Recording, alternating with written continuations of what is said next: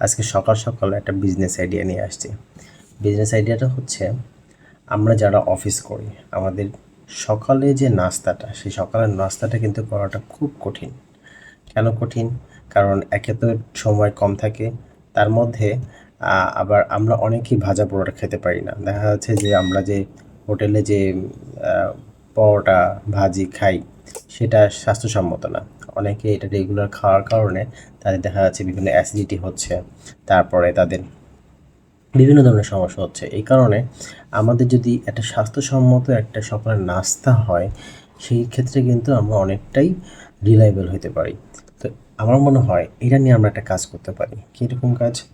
আপনি যদি এই যারা অফিসগামী, যারা অফিসে যায়, হ্যাঁ, তাদেরকে সকালে একটা ভালো নাস্তা দিতে পারেন। সেখানে ডিম হইতে পারে, কিছু সবজি হইতে পারে, তারপর হচ্ছে আ রুটি হইতে পারে, হাতের ছেঁকা যে রুটিটা, সেই রুটিটা হইতে পারে, হ্যাঁ?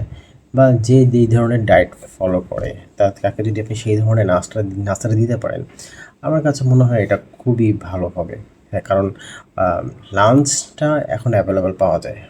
বিভিন্ন অনেকেই লাঞ্চ নিয়ে বিজনেস করে।